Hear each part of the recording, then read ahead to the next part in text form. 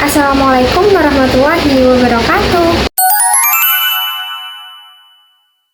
Di video kali ini saya akan mereview sebuah buku yang berjudul Psikologi Islam karya Bapak Hermawan. Buku ini membahas tentang bagaimana memahami manusia, jiwa, dan kepribadian, tetapi dilihat dari perspektif Islam. Menurut saya, buku ini tuh menarik karena tidak hanya menjelaskan teori, tapi juga mengaitkan dengan kehidupan sehari-hari dan juga nilai-nilai keagamaan. Langsung aja kita mulai. Bab 1 membahas tentang konsep manusia dalam perspektif Islam. Di sini dijelaskan bahwa manusia merupakan makhluk ciptaan Allah yang paling sempurna karena memiliki akal, hati, dan juga nafsu. Hal ini membuat manusia berbeda dengan makhluk lain karena manusia itu dapat berpikir, mempertimbangkan, dan juga memilih tindakan. Yang menarik, manusia itu punya dua potensi loh. Yang pertama, potensi untuk berbuat baik. Yang kedua, potensi untuk berbuat buruk. Jadi sebenarnya arah kehidupan manusia itu tergantung bagaimana ia mengendalikan dirinya sendiri. Kalau seseorang lebih mengikuti akal dan hatinya, maka ia akan cenderung berbuat baik. Tapi sebaliknya, kalau dia lebih mengikuti nafsunya, maka bisa mengarah pada perbuatan yang negatif. Selain itu, manusia juga memiliki peran sebagai hamba Allah dan juga sebagai khalifah di bumi. Artinya, manusia itu tidak hanya hidup untuk dirinya sendiri, tapi dia juga punya tanggung jawab terhadap lingkungan dan juga kehidupan di sekitarnya. Jadi, menurut saya, pembahasan ini penting karena tidak hanya mengingatkan bahwa manusia itu tidak hanya makhluk fisik, tapi juga punya tanggung jawab moral dan spiritual. Bab 2 ini menjelaskan tentang pengertian psikologi Islam. Secara umum, psikologi adalah ilmu yang mempelajari jiwa dan perilaku manusia. Namun, dalam psikologi Islam, pembahasan ini tuh didasarkan pada Al-Quran dan Hadis.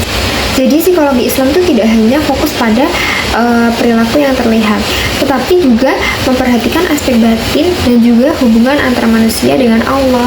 Tujuan dari psikologi Islam itu bukan hanya untuk memahami manusia, tetapi juga membantu manusia untuk mencapai kebahagiaan, baik itu di dunia maupun di akhirat.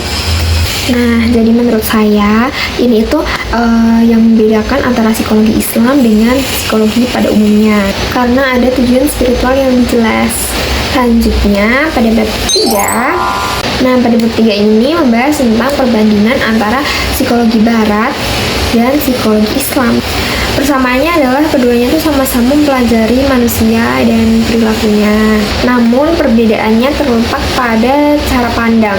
Kalau psikologi barat itu cenderung fokus pada aspek fisik, mental, terus juga lingkungan sosial. Nah, sedangkan psikologi Islam itu mencakup aspek yang lebih luas, yaitu termasuk pada aspek spiritual. Jadi dalam Islam, manusia itu dipandang sebagai makhluk yang utuh, bukan hanya tubuh dan pikiran, tapi juga jiwa dan hubungannya dengan Allah. Menurut saya, pendekatan ini tuh membuat pemahaman tentang manusia itu jadi lebih lengkap. Selanjutnya yaitu bab 4 yang menjelaskan tentang metode dan pendekatan dalam psikologi Islam. Jadi dalam bab ini itu dijelaskan bahwa untuk memahami manusia itu tidak cukup hanya dengan menggunakan akal dan logika saja, tapi juga harus menggunakan wahyu sebagai pedoman. Ada beberapa metode yang digunakan, seperti metode keyakinan, metode rasional, dan juga metode otoritas. Metode keyakinan itu berarti menjadikan Al-Quran dan Hadis sebagai sumber utama. Terus kalau metode rasional itu menggunakan akal untuk memahami. Lalu kalau metode otoritas berarti merujuk pada para ahli dan ulama. Menurut saya, kombinasi dari ketiga metode itu tadi membuat psikologi Islam itu jadi lebih seimbang pendekatannya antara ilmu dan keimanan.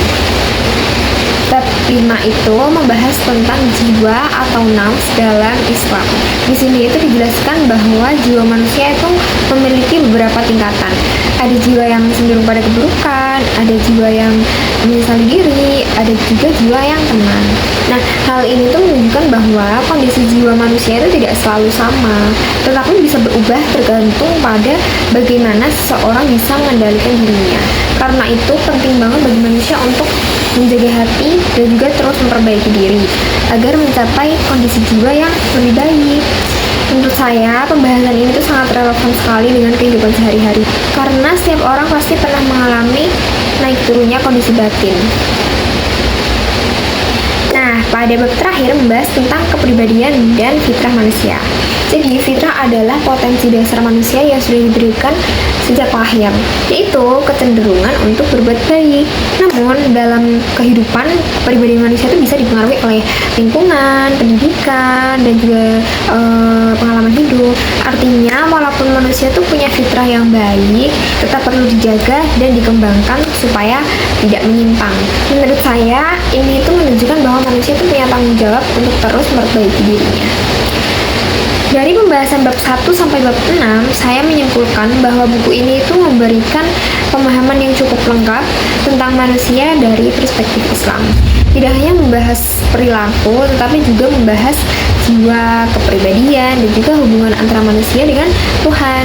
Buku ini cocok dibaca oleh mahasiswa maupun masyarakat umum yang ingin mengetahui dan memahami tentang manusia secara lebih mendalam. Sekian review dari saya, semoga bisa menambah wawasan dan bermanfaat. Wassalamualaikum warahmatullahi wabarakatuh.